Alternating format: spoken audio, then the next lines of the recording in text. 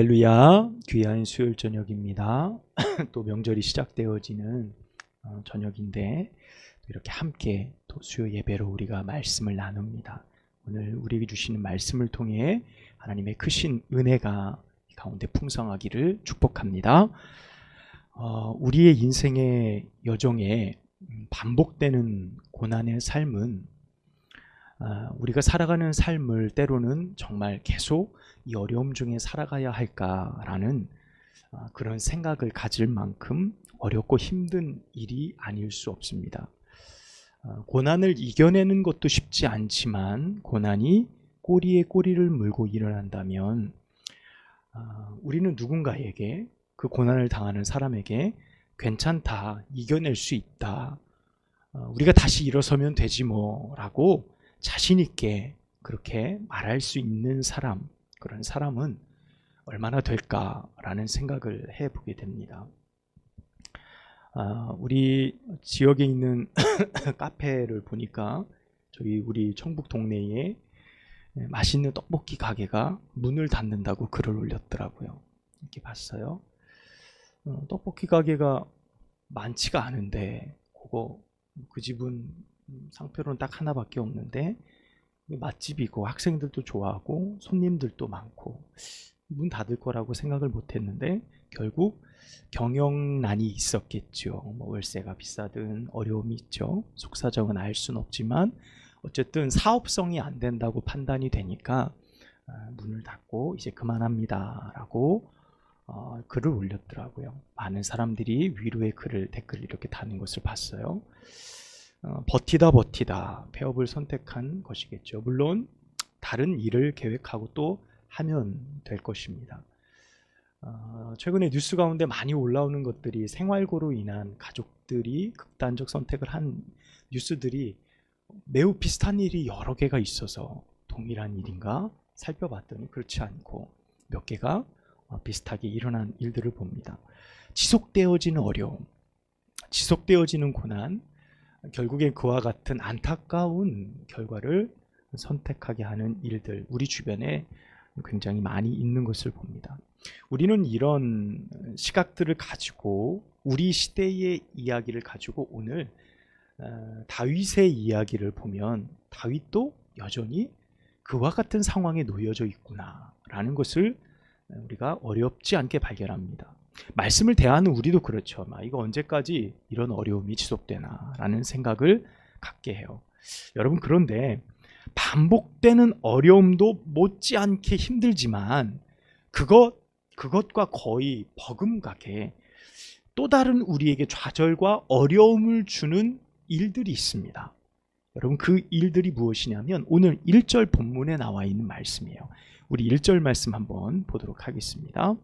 다윗의 시대에 해를 거듭하여 3년 기근이 있으므로 다윗이 여호와 앞에 간구하며 여호와께서 이르시되 이는 사울과 피를 흘린 그의 집으로 말미암음이니 그가 기브온 사람을 죽였음이니라 하시니라. 아멘.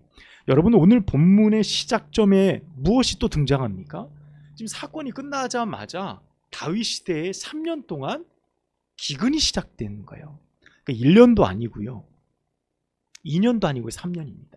3년은 어마어마한 기근입니다. 특별히 이스라엘이란 나라 가운데 기근은 우리가 생각하는 기근의 어떤 환경과는 우리가 감히 경험할 수 없는 그런 기근들입니다. 우리는 물을 내는 댐이 있기도 하고요, 어쨌든 상수도가 있기도 하고요, 여러 가지 형태로 기근을 이겨나갈 수 있는 방편들이 이 시대에는 있지만 당시에는 하늘의 문이 닫히면 얻을 길이 없어요. 어떻게 물을 얻을 길이 없는 겁니다. 그런데 3년의 시간 동안 이 다윗이 통치하는 그 시대에 기근이 있었다는 거예요. 그런데 문제가 뭐죠? 이 기근이 왜 시작됐는지를 모르겠는 거예요. 이 기근이 왜 시작됐는지, 그리고 또 문제는 다윗과 관련된 일도 아니었다는 겁니다. 1절 말씀이 그걸 말해줘요. 기근이 시작이 됐는데 이 기근 때문에 다윗이 하나님 앞에 아뢰었더니 무슨 얘기를 하나님께서 하시는 겁니까? 예전에 잊혀졌던 사건, 하나님이 알고 계신 그 사건, 하나님이 눈여겨보고 그 사건을 기억하고 계셨던 것. 다윗은 금시초문이었던 그 사건을 하나님이 말씀하세요. 곧 사울이 저지른 일 때문에, 사울이 기브아 사람들을 죽인 그 일들 때문에, 기브온 사람들을 죽인 그 사건들 때문에 이 가뭄이 시작되어졌다라고 하나님이 말씀하시는 겁니다. 여러분, 이유를 알지 못하는 어려움이 갑작스럽게 찾아오면 고난이 연속되어지는 건 못지않게 우리의 삶에 어려움을 가져다 준다는 겁니다. 내가 알지도 못해, 나하고 관련도 없는 일이 내가 책임져야 될 일이 되어질 때 우리는 대단히 힘든 어려움을 경험하게 되어집니다. 여러분, 만약 우리가 이런 상황에 직면하게 된다면 우리는 이 상황에서 어떻게 답을 찾을 수 있을까요? 어떻게 이 기근을 이겨나가고 이 기근을 돌파해 나가고 어떻게 답을 구할 수 있겠느냐라는 겁니다. 다시금 닥친 고난 속에서 다윗은 어떻게 이 해답을 찾을 수 있었을까요? 우리가 1절부터 14절의 말씀을 통해 오늘 세 가지로 여러분과 함께 답을 찾아보고자 합니다. 첫 번째, 답을 구하는 가장 첫 번째는요, 여호와 앞에 간구할 때 그 답을 찾을 수 있다는 것입니다. 여러분, 1절 중반절 말씀입니다. 1절 중반절에 보면 다윗이 여호와 앞에 간구하매 라고 이렇게 말씀하고 있어요. 1절 중반에 보면 다윗이 일어난 일을 보고 나서 이게 어떻게 된 일이지? 라고 하고 그 상황을 하나님 앞에 간구했다라고 말씀하고 있습니다. 여러분, 첫 번째가 뭐라고요? 여호와 앞에 간구할 때 그 답을 찾을 수 있다 그랬어요. 사실 여러분, 고난 앞에서 우리의 자세도 크게 다르지 않습니다. 여러분, 누구든 어려울 때 하나님 앞에 엎드려 기도하고 하나님 앞에 간구하는 것은 우리에게 상식적인 일이에요. 그렇지 않습니까? 여러분, 우리가 신앙생활 해온 게 몇 해이고 신앙생활 해온 시간들과 경험이 얼만큼인데 내게 어려움이 왔을 때 어떻게 하나님 앞에 기도하지 않겠어요? 우리에게 너무나도 상식적인 질문일 겁니다. 여러분, 그렇다면 다윗이 어려움 중에 하나님을 찾은 것과 우리도 똑같이 그렇게 합니다 라고 말한다고 한다면 우리에게 한 가지 질문을 던져봐야 합니다. 정말 우리는 고난 속에서, 어려움 속에서 오직 하나님만이 유일한 해답이 되시는가라는 질문입니다. 고난 중에, 많은 선택의 여지 중에 하나님이 가장 우선하는가, 가장 하나님이 내 삶에 가장 먼저 찾고 간구하는 대상이 되는가라는 질문입니다. 이 질문을 놓고 다윗의 행동과 나의 신앙을 비교해 본다면 답이 나올 겁니다. 여러분, 다윗 당시 기근은요, 이스라엘에 대한 하나님의 징벌의 신호로 여겨졌습니다. 그러니까 하늘의 통치, 온 세계를 통치하는 것이 하나님이라고 믿던 그들에게 비가 내리지 않는 것은 누구의 신호인 거예요? 이건 하나님의 신호죠. 우리도 과거에 역대 왕들, 많은 왕들 보면 수년 가뭄이 있으면 왕들이 뭐 했어요? 기우제 막 지냈잖아요. 비 올 때까지 그 앞에서.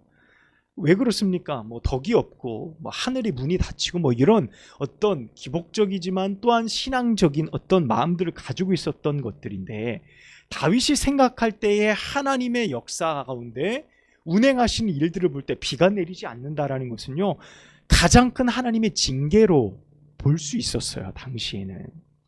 그러니까 어려울 때 내가 하나님 앞에 기도해야지, 내가 어려울 때 하나님 앞에 기도하는 것은 당연한 것이지 라고 생각하지만, 여러분, 그것이 내 지식으로 있는 것과 행하는 것은 절대적인 다른 차원의 문제라는 겁니다. 내가 아는 것과 행하는 것은 다른 문제예요. 내가 믿고 행하는 것과 내가 아는 것은 전혀 다른 문제라는 거예요. 내가 하나님을 아는 것과 하나님을 믿는 것은 다른 거와 마찬가지라는 것입니다. 여러분, 이 두 사실 앞에 우리는 명확한 답을 해야 합니다. 여러분, 사실 다윗의 반복되는 고난은요, 그의 삶에 하나님께서 어느 상황이시든지 함께하고 일하고 계신다는 사실을 다윗으로 하여금 사건마다 믿게 하는 계기가 됐어요. 고난이기도 했지만 어려움이기도 했지만 내가 간구할 때 하나님이 나의 기도를 들으신다라고 하는 분명한 믿음의 경험을 할 수 있는 많은 사건들이었다는 겁니다. 고난이 닥칠 때 그것이 다윗의 어려움이었지만 그것이 다윗에게 또 하나 응답의 상황이기도 했다라는 사실입니다. 여러분, 우리 주변에 고난이 닥치면 그 고난 때문에 교회를 떠나는 사람도 있습니다. 고난이 닥치기 전에는 내가 기도할 수 있지, 내가 그렇게 할 수 있지, 내가 이겨낼 수 있지, 얼마든지 고난 중에 하나님 앞에 엎드려 기도할 때 하나님이 내게 응답하시지 라고 말은 해왔지만 진정 내 삶에 어려운 고난이 닥쳤을 때, 그 고난이 반복될 때, 혹은 내가 알지 못하는 억울한 상황 가운데 내가 놓일 때, 여러분, 우리는 정말 하나님 앞에 엎드려 하나님 앞에 간구할 수 있는 믿음이 있느냐는 거예요. 그 고난이 닥칠 때 그때서야 갈라지기 시작하는 거예요. 이 사람의 믿음이 진짜인지 가짜인지, 그 사람의 말이 진실이었는지 거짓이었는지 우리는 알 수 있습니다. 그렇게 고난에 교회를 떠나는 사람도 있지만 또 한편으로는요, 고난의 삶을 통과하고 나서 그의 삶이 바뀌고, 할렐루야, 믿음으로 더욱 성숙해가는 분들이 있는 것을 볼 수 있어요. 할렐루야. 여러분, 그 과정, 그 기나긴 그 통로를 지나서 믿음으로 더 단단해져가는 사람들을 보게 되어진다는 거예요. 여러분, 그럼에도 불구하고요, 세상에는 믿음으로 산다고 하지만 하나님 찾는 자가 훨씬 더 적다라는 사실을 우리는 볼 수 있어요. 오늘 말씀을 통해서 우리에게 주신 첫 번째 교훈이 무엇입니까? 다윗의 겸손한 간구를 보라는 거예요.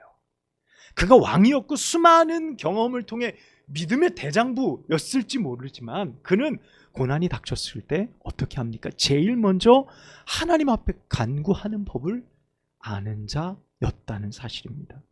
나는 지금 겸손히 고난 중에 하나님의 뜻을 구하고 있습니까?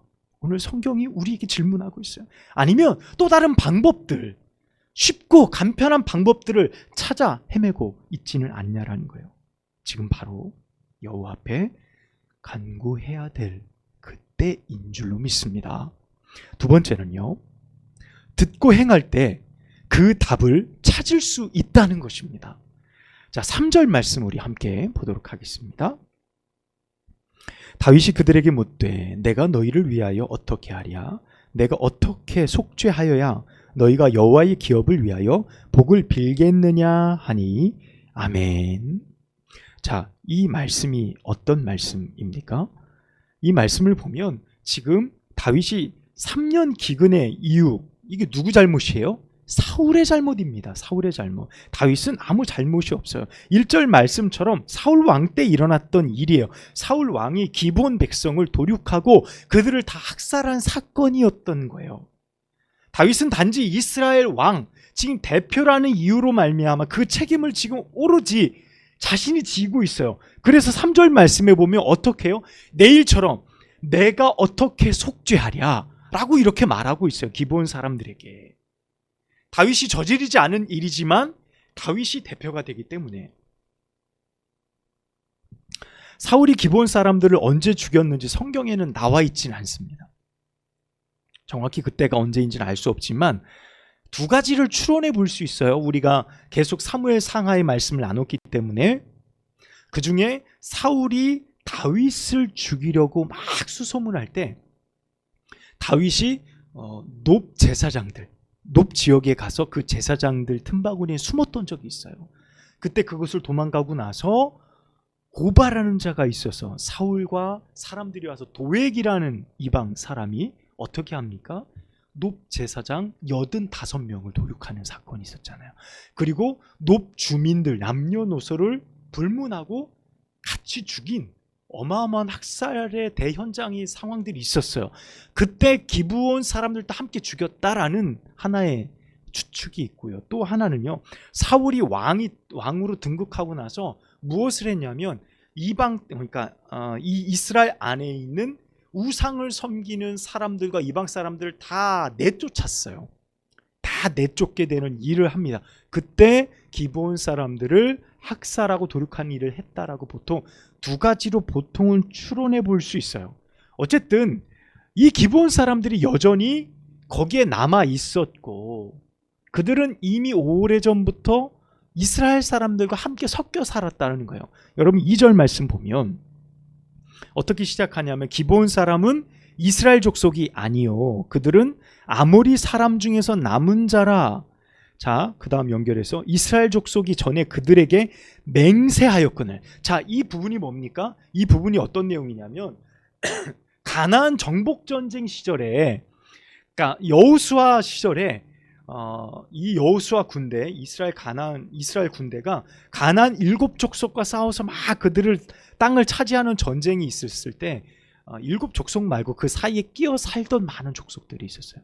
그런데 이 이스라엘 백성들이 워낙 강하고 강성하고 하나님이 함께 하시는 놀라운 능력들을 보니까 이 기브온 사람들이 그때 어떻게 했냐면, 먼 나라에서, 거기 안 살고 먼 나라에서 금방 온 사람들처럼 옷도 허름하게 입고 막 다 그렇게 먼지를 뒤집어 쓰고 이 여호수아 앞에 온 거예요. 거짓으로 와가지고, 우리는 먼 데서 온 사람들인데 당신들과 화친의 조약을 맺기를 원합니다.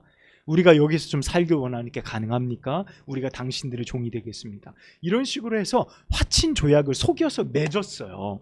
나중에 여호수아가 알고 보니까 이 본토 안에 살던 사람들이었던 거예요. 그런데 어떡합니까?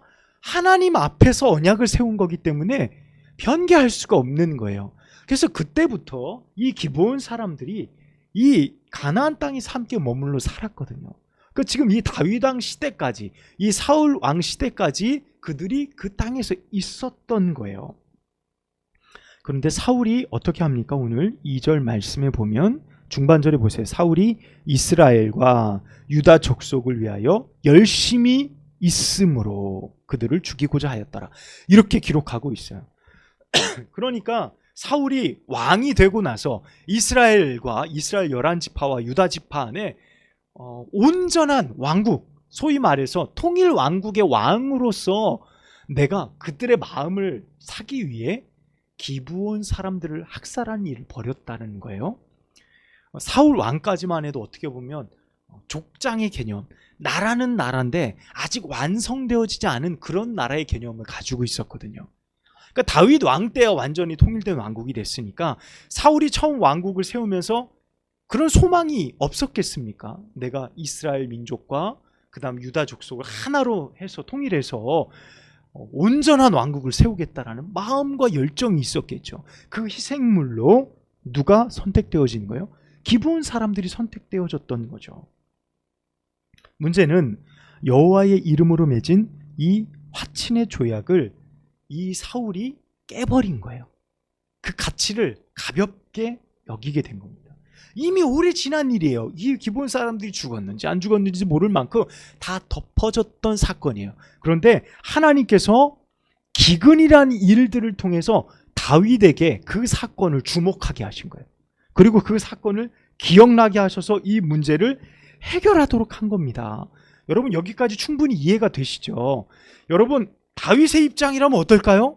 이거 억울하잖아요. 내가 잘못한 것도 아닌데 나라에 기근이 들고 어려움이 찾아왔습니다. 나와 관계없는 일인데 왕으로서 의무를 다하라라는 하나님 말씀 앞에 그가 지금 서 있는 겁니다. 어떻게 해요? 내가 죄를 범한 것처럼. 기본 사람들에게 지금 다윗이 말하는 거잖아요. 내가 어찌하여 내 죄를 갚을 수 있으랴? 내가 사죄할 수 있겠냐라고 연거푸 2번이나 물어보는 거예요. 내가 어떻게 하면 좋으냐? 내가 어떻게 하랴? 지금 기브온 사람들에게 왕이 절절절절 매는 모습으로 그들에게 이야기하고 있는 겁니다. 여러분 쉽지 않죠? 어떻게 이렇게 할 수 있을까요? 여러분 3절 하반절에 보면 내가 어떻게 속죄하여야 너희가 여호와의 기업을 위하여 복을 빌겠느냐? 여러분 이 말씀이 무엇입니까? 여호와의 기업은 지금 이스라엘을 말해요. 이 이스라엘이 기근으로 너무나도 힘들고 어려우니까 다윗이 지금 이 원인이 어디 있는지 물어보니 하나님께서 기브온 사람들이라는 거예요. 기브온 사람들을 불러서 다윗이 이야기하는 겁니다. 너희가 나를 위해서, 우리 민족을 위해서, 우리 여호와의 기업 이 이스라엘을 위해서 복을 빌어달라는 거예요. 그 사람들이 뭐 복을 안 빌면 어떻습니까? 그런데 다윗은 해결의 키가 거기 있다라고 보는 거예요. 하나님의 말씀이 그랬기 때문에 그들이 복을 빌 때 우리에게 복이 임하고 이 기근이 해결될 거라고 그건 본 거예요. 그러니까 어떻게 합니까? 너희가 우리를 위해서 복을 빌려면 내가 어떻게 하면 좋겠냐? 내게 말하라 라고 이야기하고 있는 겁니다. 여러분, 다윗이 자신이 저지른 일이 아님에도 이토록 적극적으로 기브온 사람들의 말을 듣고 그들의 뜻을 수용하려고 하는 게 어떤 이유입니까? 여호와의 기업, 이 믿음의 공동체, 하나님이 내게 맡기신 이 공동체 때문이라는 거예요.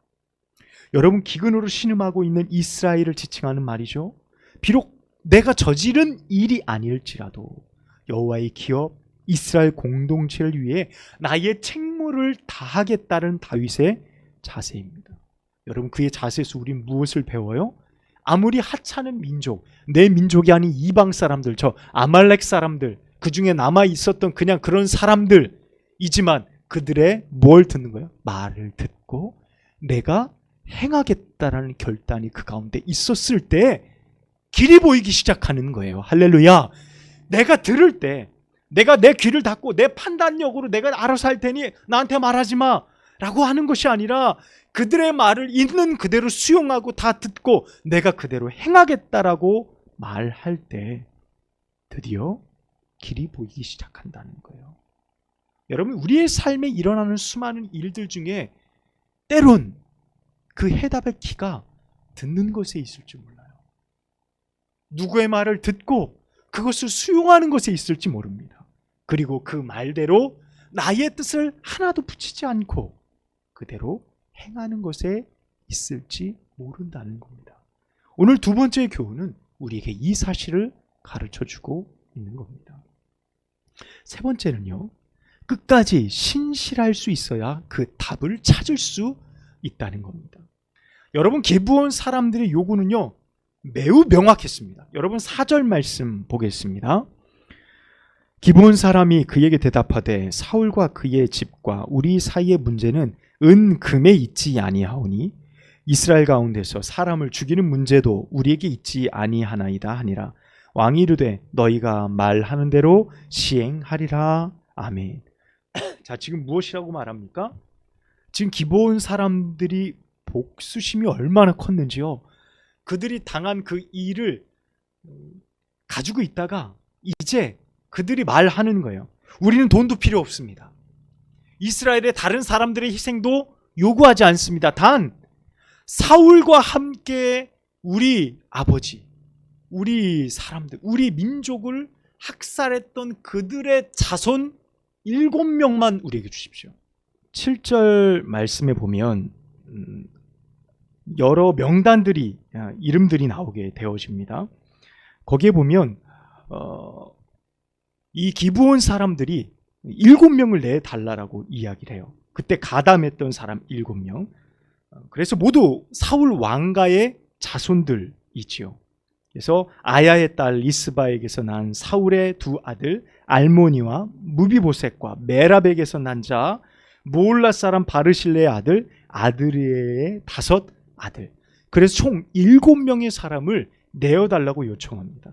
여러분, 여기서 메랍은요 사울의 큰딸이에요. 사울 왕의 큰딸이었는데 원래 이 메랍을 이 사울이 다윗에게 주려고 그랬어요. 시집 보내려고 했는데 나중에 어떻게 합니까? 마음을 바꿔서 누구에게 보내요? 아드리엘에게 보내요. 그런 마지막 운명이 이렇게 된 거예요. 아드리엘, 그러니까 메랍의 아들들인 5명이 죽게 되어져요. 목이 메서 죽게 되어져요. 그래서 기브아라는 곳에서 사울의 고향인 그곳에서 어떻게 보면 이 기브온 사람들이 명분을 갖는 거예요. 사울의 집, 사울의 고향인 기브아 지역에서 그 7명을 산 위에서 매달아 버려요. 그래서 자신들이 당했던 그 복수를 끝내게 됩니다. 여러분, 그때가 보리배던 시기라고 성경 기록하고 있어요. 약 4월 정도예요. 목이 메인 채 죽은 많은 시체들 위에 비가 막 쏟아지게 됩니다. 그때 이 아야의 딸 리스바가 굵은 베옷을 입고 자신의 아들들의 죽음을 놓고 애통해하는 장면이 등장하죠. 그리고 나서 이 소식이 누구에게 전해져요? 다윗에게 소식이 전해집니다. 여러분, 다윗은요, 기브온 사람들과 약속을 끝까지 지키기 위해 최선을 다했어요. 하지만 여러분, 다윗이요, 생명같이 지켜야 될 약속이 또 하나 있었습니다. 그 약속이 바로 요나단과의 약속이에요. 이 기브온 사람들이 와가지고 7명 내놓으십시오. 사울 가문 사람들에 속해 있는 사람들 내놓으라고 할 때 누구만을 안 내줍니까? 요나단의 아들 무비보셋만큼은 남겨놓죠. 그를 지켜줍니다. 7절이 바로 그 말씀이죠. 다윗은 사울 가문 사람들이 여러 가지 이유로 멸문지화를 당할 때 그를 끝까지 지켜줘요. 또 그뿐만이 아닙니다. 여러분 12절 말씀 보면 사울과 요나단이 길보아 전투에서 함께 죽었어요. 그때 죽고 나서 블레셋 사람들이 저작거리, 소위 말해서 벳산 저작거리에다가 사람들이 제일 많이 다니는 그 성벽 위에다가 목을 잘라서 거기다 걸어버렸거든요. 그의 몸까지 다 걸어버렸어요. 그런데 그 밤에 길르앗 야베스 사람들이 어떻게 합니까? 목숨을 걸고 가서 그 시체를 내려와서 길르앗 야베스로 가져가서 거기에 장사 지내줘요. 그 사실을 다윗이 나중에 듣고 나서 그들을 후하게 이렇게 갚아주는 내용이 나오잖아요. 여러분, 그때 이 다윗이 이 소식을 듣고 길르앗 야베스로 가요. 그래서 사울 왕과 요나단의 그 뼈를 가져다가 사울의 고향, 그러니까 사울 아버지가 기스잖아요. 기스 아버지가 장사된 셀라 그 땅, 기스 아버지의 묘역에 함께 장례를 치러주게 되어져요. 여러분, 다윗은 지금요, 사울이 저지른 과오로 인해서 지금 이 기근으로 어려움도 겪고 있지요.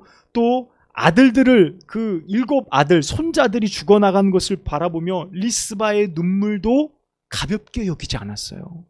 그 여인이 우는 것, 그래, 심판당할 만하다, 네 아버지가 그랬으니 그럴 만해 라고 조롱하지도 않았습니다.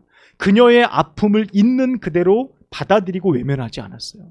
비록 심판을 받는 중이고 어려움을 받는 중이지만 다윗은요, 요나단과 맺은 언약, 사울 가문 안에 함께 맺은 그 언약을 선대하였고 신실하게 지키는 모습을 보였다는 거예요. 저는 이 모습이 참 귀하고 아름답다라는 생각을 하게 되더라고요. 여러분, 신실하심이란 뭘까요? 신실함이란 내가 그것을 지킴으로 해가 되고 어려움이 되었지언정 성실히 이행하는 것이 신실함이겠죠. 여러분, 신실함이 또 무엇입니까? 변질되어지지 않는 것, 순수함, 그것이 신실함이겠죠. 이는 인간관계에서도요, 신앙생활에서도 너무도 중요한 덕목이 아닐 수 없습니다. 내게 주어진 일이 크든지 작든지 간에 그것을 성실히 신실함으로 감당하면 하나님이 그곳에 은혜를 베푸시는 것을 볼 수 있어요. 오늘 말씀의 결과가 바로 거기에 있는 겁니다. 여러분, 14절 마지막 말씀입니다. 우리 함께 읽어보도록 할까요? 사울과 그의 아들 요나단의 뼈와 함께 베냐민 땅 셀라에서 그의 아버지 기스의 묘에 장사하되 모두 왕의 명령을 따라 행하니라. 그 후에야 하나님이 그 땅을 위한 기도를 들으시니라. 아멘.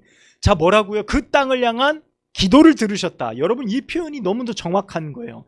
하나님이 하늘의 문을 여시고 다시 비를 내리셨다, 이런 표현이 아니라 기도를 들으셨대요. 그 땅의 기도를 들으셨대. 이 말은 다윗이 말한 것과 똑같은 거예요. 내가 어떻게 하여야 너희가 우리를 위해서 복을 빌랴. 그러니까 기브온 사람들이 그 원한을 풀고 하나님 이제 됐습니다라는 그 기도를 그들이 드렸을 때 그 기도를 들으셨다라는 거예요. 그러니까 이 모든 말씀이 딱 맞아떨어진 상황을 우리가 볼 수 있는 겁니다. 그러니까 하나님 앞에 신실하게 왕의 명령대로 모두 행했다는 거잖아요. 다윗이 시킨 대로, 다윗이 신실하게 행한 모든 것, 하나님의 뜻에 맞게 모든 것을 신실히 행했을 그때에 하나님이 그때야 비로소 우리의 기도를 들으셨다라는 거예요. 여러분, 우리의 기도가 막히고 때로는 가뭄처럼 답이 없을 때요, 이거 도대체 언제 일이 풀릴까? 여러분, 우리의 신실함을 회복해야 될 줄로 믿습니다. 우리가 하나님 앞에 우리의 신실함을 회복하고 하나님 앞에 온전히 하나님의 명령을 따라 온전히 행하며 나아갈 때, 그때서야 비로소 하나님이 우리의 기도를 들으신다는 사실이에요. 오늘 말씀을 통해 우리가 발견하는 것이 바로 이와 같은 귀한 교훈들이라는 사실입니다. 여러분, 혹 이 말씀을 듣는 우리의 삶에, 여러분의 삶에 이유 없는 어려움이 찾아올 수 있을 겁니다. 그렇다면 오늘 우리가 함께 나눌 이 세 가지의 방법을 우리는 마음속에 품고 기도해야 됩니다. 분명 그 안에서 답을 찾으실 수 있을 거예요. 그렇게 고난 속에서, 어떤 어려움 속에서도 하나님 안에 길을 찾고 답을 찾아 우리가 결국 하나님 앞에 우리의 기도가 상달되어지는 믿음의 삶을 살아가게 되어질 줄로 믿습니다. 이 축복의 주인공들이 모두 되어주시기를 주님의 이름으로 축복합니다. 기도하겠습니다. 하나님 아버지, 오늘 우리에게 주신 말씀을 기억하며 또한 세 가지의 문제를 열 수 있는 그 답을 우리가 함께 나누었습니다. 하나님, 연약한 우리의 삶에 하나님 앞에 간구할 수 있게 하여 주시고, 또한 우리가 들을 것은 듣고 행할 것은 반드시 행하게 하시고, 또한 그 행함이 신실하게 하여 주셔서 하나님 앞에 상달되어지는 우리의 삶 되어줄 수 있도록 인도하여 주옵소서. 그때 우리의 기도를 들으신 아버지, 회복하시는 하나님, 그 크신 은총을 우리가 온전히 경험할 수 있도록 역사하여 주옵소서. 예수님의 이름으로 간절히 기도하옵나이다. 아멘.